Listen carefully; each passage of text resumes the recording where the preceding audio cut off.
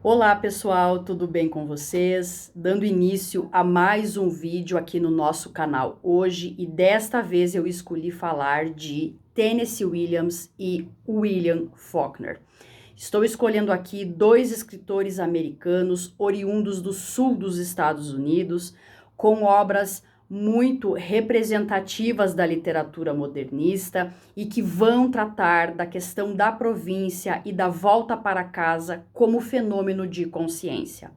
No caso do Faulkner, eu vou tratar de um conto chamado Uma Rosa para Emily, publicado em 1930, e no caso do Williams, vou falar daquela famosa peça Um Bonde Chamado Desejo, publicada na década de 40 e que ganhou duas adaptações para o cinema. A primeira adaptação traz o Marlon Brando no papel do Stanley Kowalski e a segunda adaptação traz o Alec Baldwin neste mesmo papel. Então, são dois textos muito interessantes e que trazem toda a decadência sulista americana e alguns aspectos muito pertinentes, muito instigantes que eu gostaria de trazer aqui, para que a gente não ficasse sempre naquela discussão sobre o perfil da mulher, sobre a decadência do Sul, que constituem aí as principais leituras que são feitas destes textos, né? No caso do William Faulkner, a gente tem uma questão muito interessante que é um condado fictício que ele cria chamado Yoknapatawa. E nesse condado existe uma cidade chamada Jefferson, que é no extremo norte do Mississippi, e nessa cidade acontece aí a ação não só de Uma Rosa para Emily, mas de vários de seus escritos. Então, o Faulkner idealizou esse microcosmo para tratar da sua própria província, porque ele é um escritor nascido no Sul, e da própria experiência da província como algo que gera estímulo, como algo que gera um clima característico. Então, quem já visitou o interior dos estados do Brasil sabe que as cidades muito interioranas são caracterizadas por esse clima bastante específico. E o mexerico, né, a famosa fofoca, é um elemento muito importante nas cidades pequenas, no sentido de que todo mundo se conhece, as notícias correm muito rápido, todo mundo sabe da vida de todo mundo. Não que não exista o mexerico nas grandes cidades, mas geralmente as metrópoles diluem mais esse hábito e se torna mais difícil uma pessoa conhecer a outra. E por que eu estou falando disso? Porque esse é um dos temas de Uma Rosa para Emily. Quem lê o conto percebe que ele se desenvolve do início ao fim em torno das fofocas acerca da Emily Grierson, que é a personagem que dá título ao conto.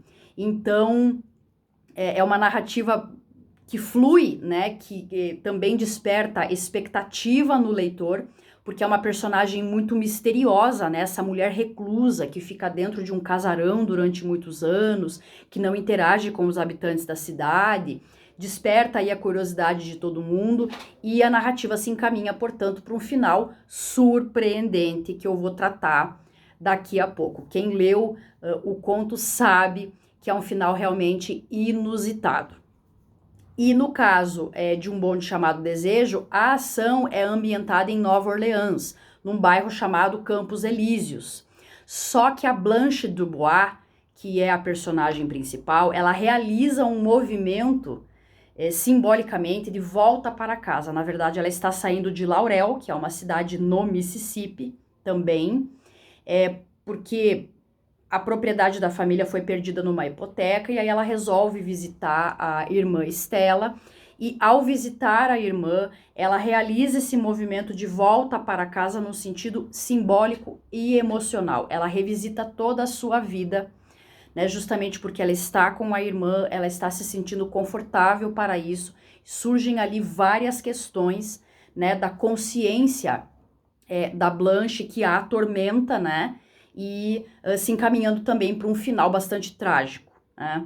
Então, nós temos, a princípio, essas duas personagens, né, que são verdadeiros arquétipos, né, algo que ficou conhecido como Beleza do Sul ou Bela do Sul, né, são duas donzelas, tanto a Blanche quanto a Emily, são mulheres que, em tese, submissas ali numa sociedade dominada por homens, e a sociedade sulista americana é essencialmente uma sociedade agrária, uma sociedade marcada pela questão da intolerância racial, pela questão as questões das disputas entre brancos e negros.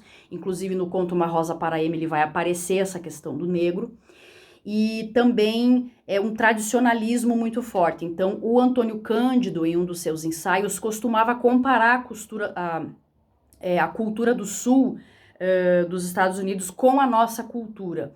Então trata-se de uma cultura, como eu falei, bastante agrária, com aqueles casarões, né, aquela vida senhorial, e aí a gente encontrava aquelas mulheres com os vestidos muito grandes, mulheres assim sempre muito delicadas, encarnando esse estereótipo da donzela, esse arquétipo, né, da donzela. Então, um exemplo bastante emblemático da Bela do Sul é a Scarlett O'Hara de O Vento Levou, né, uma mulher assim muito delicada, que precisa ser protegida, que muitas vezes não banca a própria identidade, não banca o próprio desejo, e é isso inclusive que vai ocasionar todos os problemas que a Blanche tem, essa coisa de não bancar o próprio desejo. E no caso da Emily, a gente tem também essa configuração, né? A Emily é uma mulher franzina, com uma ossatura delicada, magra num primeiro momento, depois ela engorda bastante, então daí fica evidente o quanto essa mulher era frágil, e uma mulher reclusa,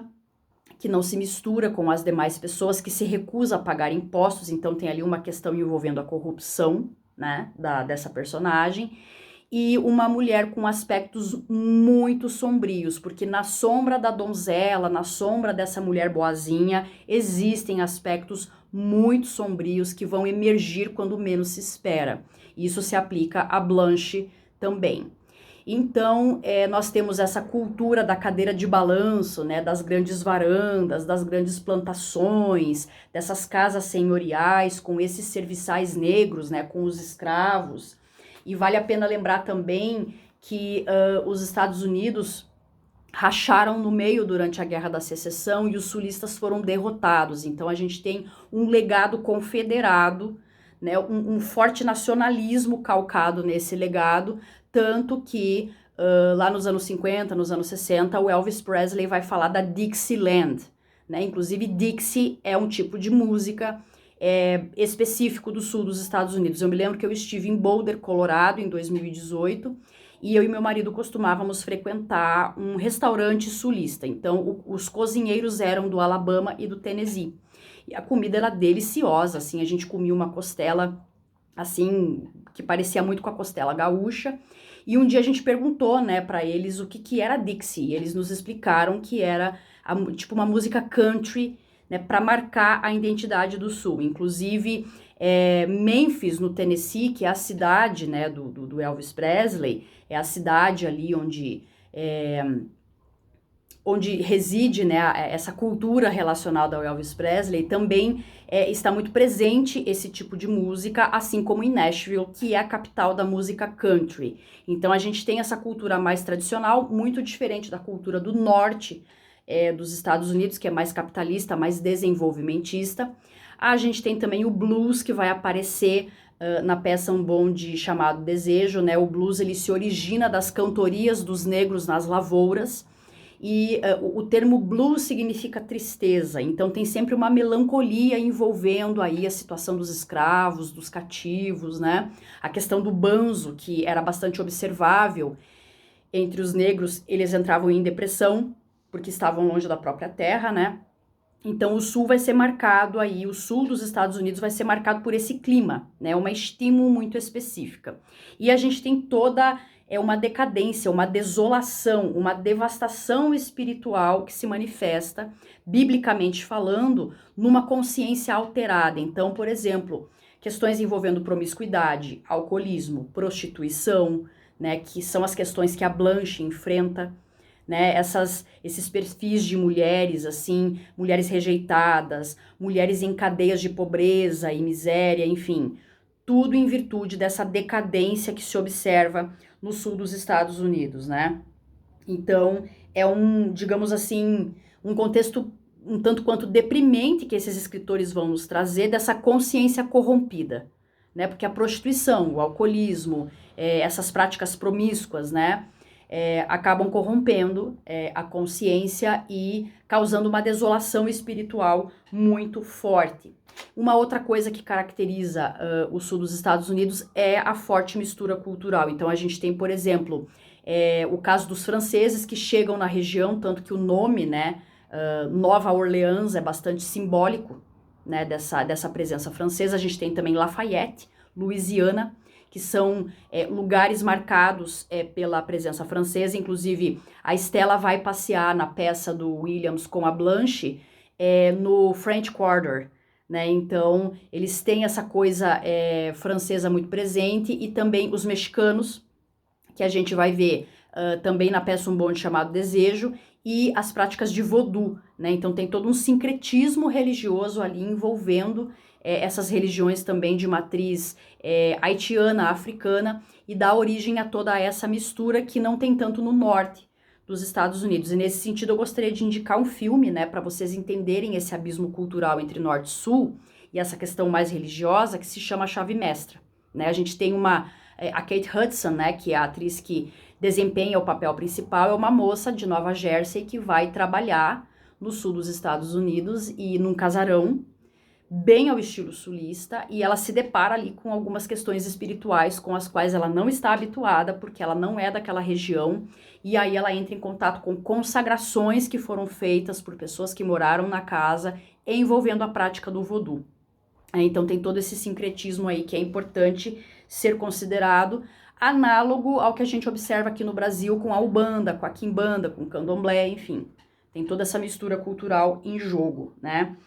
Então, em primeiro lugar, né, eu vou tratar da Rosa para Emily, que é um conto que eu gosto muito, assim, eu já falei aqui para vocês.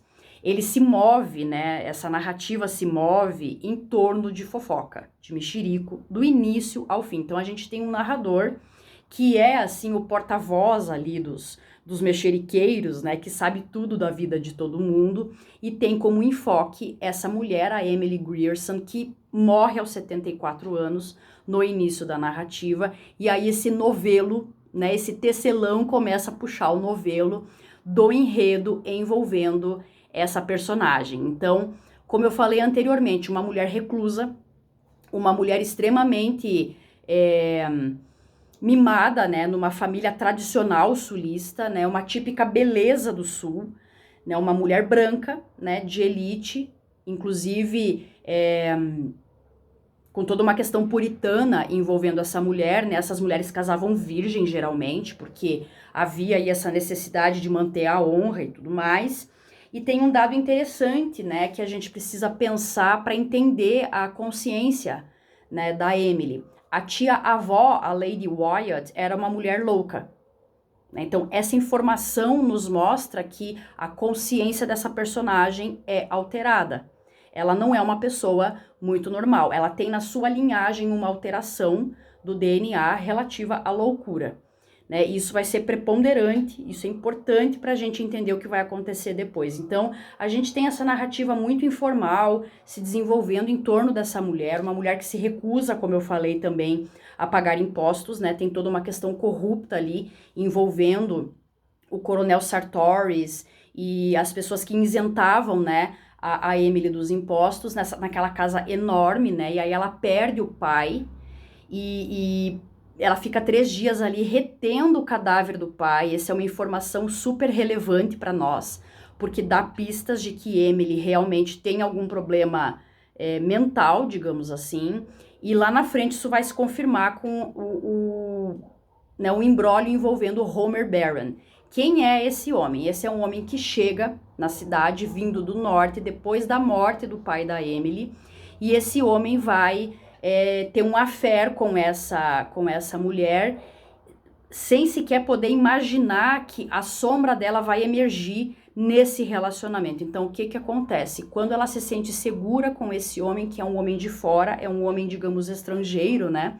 Sendo que Emily também é estrangeira para Homer Barron, e aí lembra-se, né? A gente pode lembrar aqui da Bíblia, né, do capítulo de Provérbios, capítulo 5, em que há um alerta contra a mulher estrangeira, há um alerta contra essa mistura de DNA, mas aqui essas pessoas vão se encontrar e aí Emily vai ter umas atitudes suspeitas, né? Ela vai comprar arsênico, aí depois ela vai comprar um jogo de toucador para um homem, ou seja, né?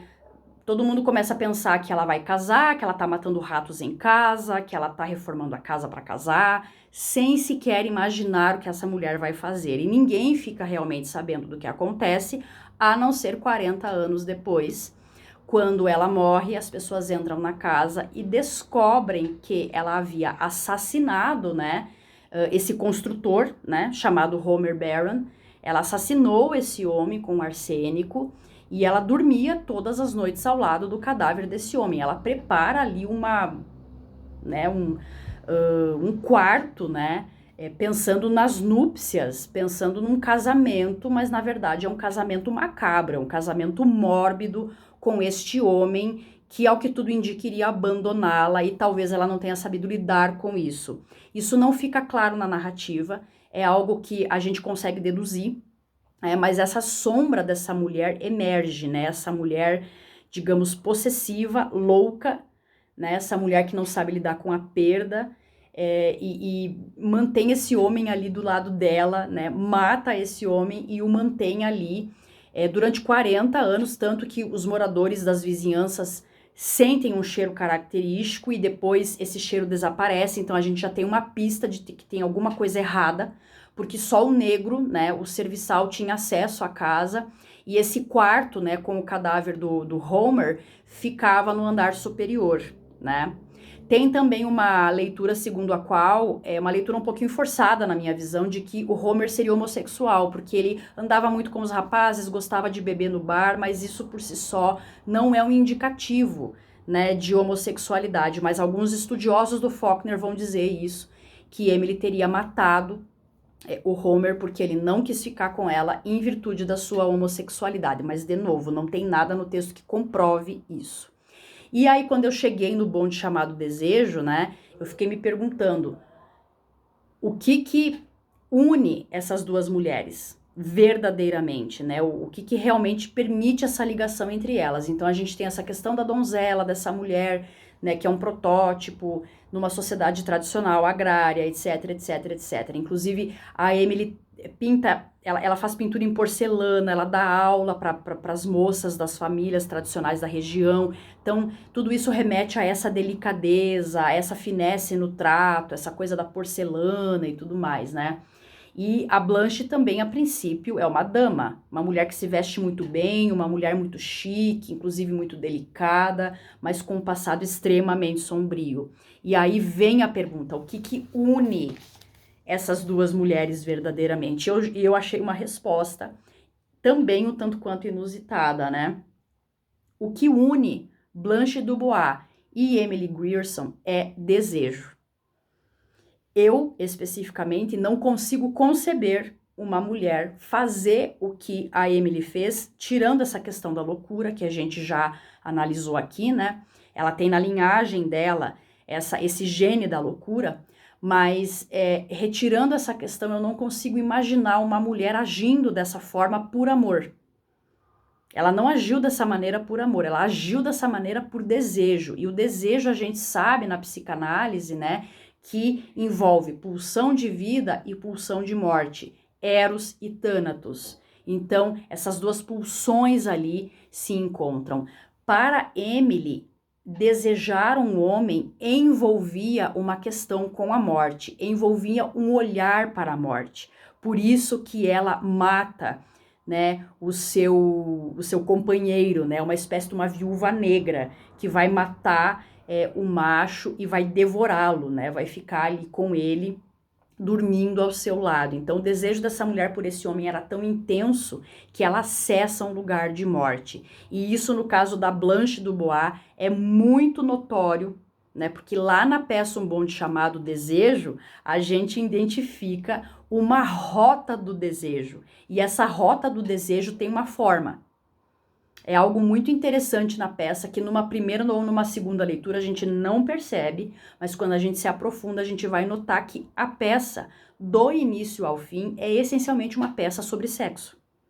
Né? O que o Tennessee Williams estava falando nessa peça? As mulheres sentem sim atração sexual pelos homens, não só pelo esposo, mas pelo cunhado, pelo amigo do marido, pelo amigo do cunhado. Então, tem todo esse imbróglio, né, essa atmosfera sufocante em que as donzelas, educadas naqueles padrões do sul, não podiam bancar esse desejo. Né? Então, o que eu quero dizer com isso? Tanto a Blanche quanto a Stella são escravas do desejo. Né? O bonde que a Blanche pega para ir para Campos Elíseos, em Nova Orleans, se chama Desejo. E depois ela pega um outro bonde chamado Cemitérios, pulsão de vida e pulsão de morte. Então ela vai chegar nessa casa, ela vai ficar estarrecida com a vida que a irmã está levando, né? Porque o Stanley é um homem extremamente grosseiro, só que do início ao fim da peça a gente observa muitas referências a sexo, de uma maneira velada, né? Esse desejo feminino por esse homem, no caso o próprio Stanley, transbordando, e isso não pode ser nomeado, isso não pode ser bancado pelas personagens. Então, tem um trecho na página 28, que é quando a Blanche chega, a página 28 dessa edição aqui, gente, tá? É dessa edição. A Blanche chega lá na casa da irmã, elas começam a conversar e tudo mais, e aí Stella começa a falar do Stanley, e ela vai dizer o seguinte: quando ele fica fora uma semana, eu fico quase louca. Então já tem uma pista ali de que a ligação entre esse casal é muito forte. E aí, um pouco mais adiante, quando o Stanley chega na casa, ele vai falar para Blanche: você se incomoda se eu ficar um pouco mais à vontade? E ele tira a camisa. Então a gente tem essa sensualidade desse homem muito presente o tempo todo, é sempre muito quente na peça, né? O clima de Nova Orleans é de um calor escaldante, e então tem essa coisa do corpo, né? Muito presente. E Blanche é uma moça suspirante, ela é toda donzela, ela é toda envergonhada, pelo menos a princípio, só que ela tem um lado sombrio que ela não banca e que acaba emergindo, né? Na página 37, a Stella, que é a irmã mais nova da Blanche, e a Stella é uma personagem muito preocupada com a irmã, e ela chega no ponto de pedir ao Stanley que elogie a Blanche. Diga que a Blanche está linda, diga que o vestido dela é bonito, ela precisa disso. Então fica parecendo aqui que ela está tentando jogar o marido para cima da irmã, ainda que inconscientemente. Detalhe, a Stella está grávida e na gestação as mulheres acessam memórias emocionais, memórias vinculativas, elas têm opiniões estranhas, desejos, etc, etc, né? Então a Stella entra nesse lugar aí, parece que ela tá só tentando agradar a irmã, mas na verdade não é isso, ela está jogando, né, o marido para cima da irmã. Parece que ela faz questão de ver o marido tentando seduzir a irmã, porque ela conhece o Stanley, ela sabe do que o Stanley é capaz, que ele tem essa coisa da sensualidade, então ela parece meio que fazer questão de ver algo acontecer, né? Aí tem a questão da perda da propriedade, que é uma questão à parte. O Stanley vai ficar bastante incomodado, porque a propriedade, né, da família foi perdida numa hipoteca e ele também tem direito à herança, essa é uma questão paralela. E um pouco mais para frente, na página 42, né, a Blanche vai pedir para o Stanley abotoar as costas do seu vestido. Então a Stella foi buscar uma bebida para a irmã, ela manda a Stella fazer isso, a Stella vai sem hesitar no bar buscar essa bebida, e ela fica sozinha com o Stanley e começa ali a tentar seduzi-lo. E ela fala, né, você consegue imaginar que um dia eu fui considerada atraente? Eu tô jogando um verde aqui para colher uma dura, eu quero um elogio seu. E ele diz, mas eu não entro nessa, eu conheço o tipo de mulher que você é. Então tem um jogo ali de sedução o tempo todo. E eu queria trazer aqui a simbologia do nome da Blanche, né? Blanche significa branca, que remete à pureza. E Stella vai dizer que Blanche foi uma criança encantadora, né? Dubois é bosque, em francês. Tá? E o bosque é um símbolo arquetípico importante, ele simboliza justamente o inconsciente, e essa donzela está teoricamente perdida na floresta do inconsciente. Essa mulher, a princípio, muito pura, muito delicada, muito sensível, vive nervosa, ela tá ali perdida nessa floresta e ela encontra o lobo mau, ou como vocês preferirem, o Barba Azul, né? Esse masculino predatório. Porque o Stanley é realmente um homem muito grosseiro, um homem muito sensual ao mesmo tempo, né? E aí, quando a Stella volta do bar com a bebida, a Blanche fala para ela: eu estava flertando com seu marido, e a Stella dá risada.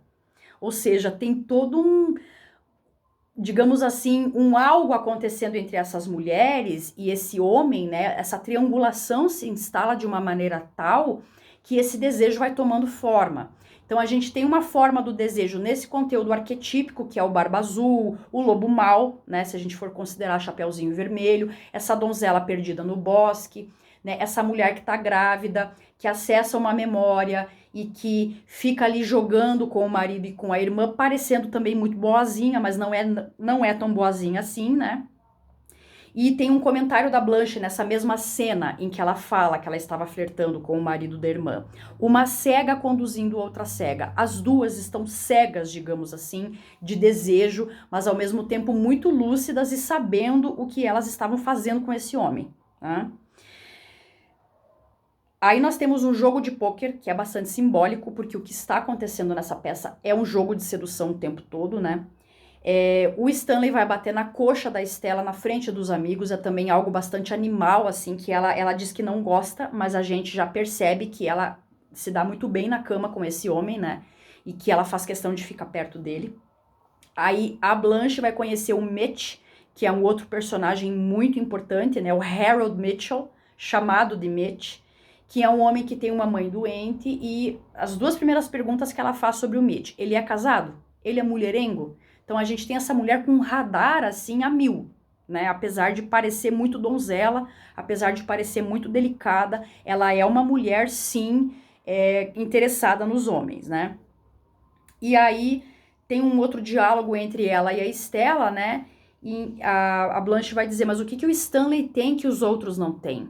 E aí a Stella responde: basta olhar para ele. Então são essas dicas, esses subtextos que vão nos mostrando que a peça trata do desejo, e de um desejo que é sexual, e que na época que o Tennessee Williams escreveu essa peça, as mulheres não bancavam, pelo menos não na sociedade, pelo menos não externamente, elas não bancavam esse desejo. E o Tennessee Williams tinha um olhar para isso porque ele era homossexual. Ele era um homem muito à frente do seu tempo, com questões envolvendo a própria homossexualidade, e a Blanche seria a sua própria irmã, que passou por uma lobotomia, né? A sua irmã Rose foi lobotomizada, que é um tratamento para loucura. Então, o próprio Tennessee Williams tinha questões com o feminino e ele trazia isso, né, para as suas peças.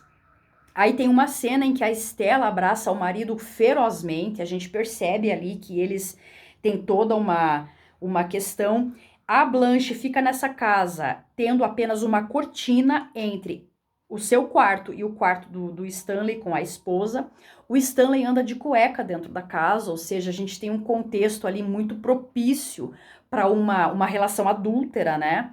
E a gente tem essa mulher com uma alma totalmente prostituída, com um corpo prostituído, inclusive trazer de novo aqui o livro de Oséias da Bíblia, em que o profeta Oséias recebe uma ordem de casar com Gomer, que é uma prostituta que simboliza Israel.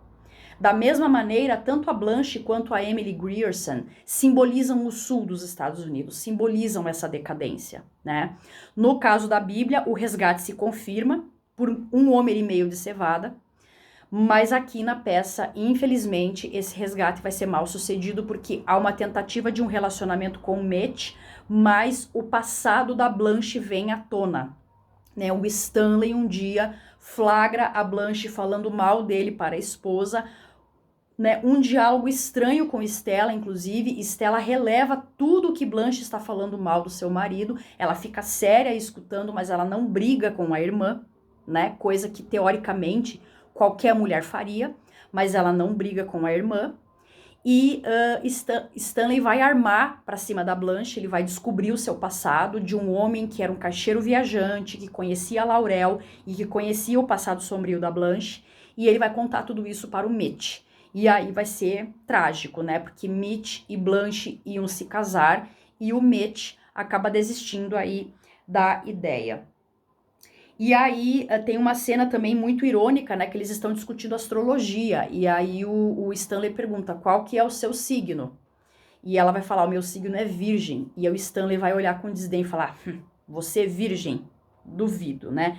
De fato, a Blanche tem uma história muito complicada com os homens, ela é viúva do primeiro marido que se suicidou por conta da homossexualidade, uma história super triste, né? E aí ela é professora de literatura numa escola em Laurel e ela se envolve com um rapaz de 17 anos e por isso ela é demitida do cargo. E aí ela vai atrás da irmã em Nova Orleans. Então, assim, uma devastação espiritual imensa por conta da prostituição, por conta do alcoolismo e todo esse passado vindo à tona, né? Ela tenta seduzir um rapaz de um jornal chamado Estrela Vespertina dentro da casa da Stella antes do Mitch chegar para o encontro deles. Então ela é uma mulher ninfomaníaca, ela tem um desejo fora de controle, ainda que ela não banque esse desejo. E aí tem também uma cena em que ela chama o Mitch de Sansão. E aqui eu queria trazer o intertexto com o livro de Juízes com Sansão e Dalila. Obviamente, Dalila é uma mulher estrangeira. Sansão é um homem consagrado a Deus, ele é um nazireu. E no nazireado, o cabelo de Sansão é a sua força, né? O cabelo cresce, essa força a princípio está no cabelo, mas quando o cabelo é cortado, ele cresce de novo e aí também a força volta. Ou seja, esse cabelo havia sido consagrado a Deus no nazireado da mãe de Sansão, da esposa de Manoá. E aí, quando Sansão resolve desposar Dalila por causa do desejo, justamente, o pai de Sansão fala, nossa, mas você tá louco, essa mulher é filisteia, essa mulher é de um povo inimigo, o que você quer com isso? E aí Dalila consegue enredar Sansão e cortar os cabelos dele. Por essas e outras, o rei Salomão, lá em Provérbios, vai alertar contra essa mulher estrangeira. E Blanche é esta mulher estrangeira, né? Ela desvirtua os homens. E aí tem todo um imbróglio entre esses personagens. A Stella começa a sentir as dores do parto, ela vai para a maternidade, e aí o Stanley volta para casa, e tem uma cena assim muito nebulosa no final, mas fica claro que eles acabam transando, né? E tem uma discussão sobre se essa transa, na verdade, foi um estupro ou não, porque o Stanley vai falar para Blanche, né?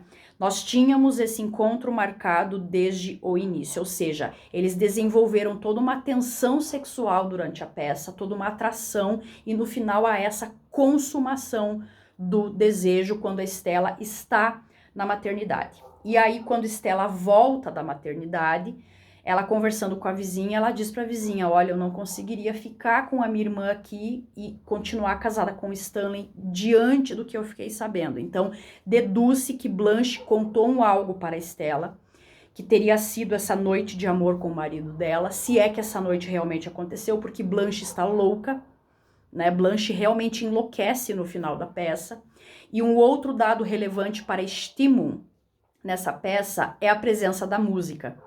Então a gente observa uma coincidência entre os momentos em que Blanche se recorda do primeiro marido e o soar de uma polca varsoviana, sendo que Stanley Kowalski é descendente de polonês. Então existe um enredo inconsciente que liga esse homem, esse primeiro marido, a Stanley Kowalski, e essa polca varsoviana surge para referendar esse enredo.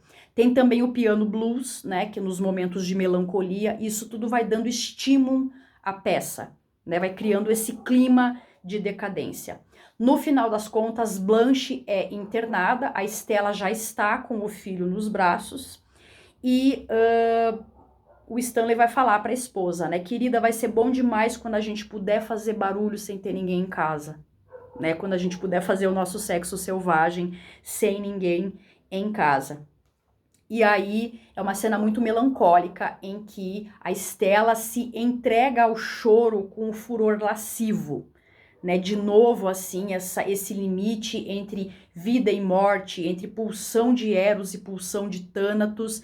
E para mim, pelo menos, ficou no ar que Stella também não era tão boazinha assim quanto parecia, que ela meio que sabia onde isso ia dar, ela percebia que a irmã estava louca e ela conduz a irmã, a própria irmã, para uma internação psiquiátrica, né? Ela opta por ficar com esse marido. Eu não vou aqui entrar nas questões que envolvem gênero, feminismo, porque, né, e são muito debatidas e desgastadas, mas em essência a gente tem essa mulher que vai escolher esse marido acima de tudo, vai mandar a própria irmã para um manicômio, porque ela simplesmente não saberia lidar com o fato deles terem dormido juntos, ela não poderia aceitar eles terem dormido juntos, e é essa a solução. Ela permanece com esse homem e encaminha essa irmã para uma internação. O desejo vence no final, né? O desejo vence de uma maneira muito forte no final. E mais uma cena que me chamou muito a atenção, que tem a ver com essa questão do desejo, bem no finalzinho da peça, quando Stella está chorando, né, o fato da irmã ter sido internada, dela ter colaborado para isso, né, o Stanley vai consolar a esposa, aliás, ela tá com o filho no colo, se eu não me engano, e os dedos dele encontram a abertura da blusa, ou seja, esse desejo renascendo aí diante da internação dessa mulher que havia enlouquecido de desejo por ele, né, então é realmente admirável a maneira como Tennessee Williams conduz essa ação, e aí eu volto naquela questão inicial. O que faz essas mulheres enlouquecerem e quererem matar esses homens e ficarem aí delirando por causa desses homens? É o desejo. O desejo acima de tudo. E esses autores foram mestres no retrato aí desse desejo. Então hoje eu fico por aqui. Seria isso que eu teria para trazer sobre essas peças, e eu espero que vocês se sintam instigados a ler Uma Rosa para Emily e Um Bonde Chamado Desejo. Até mais!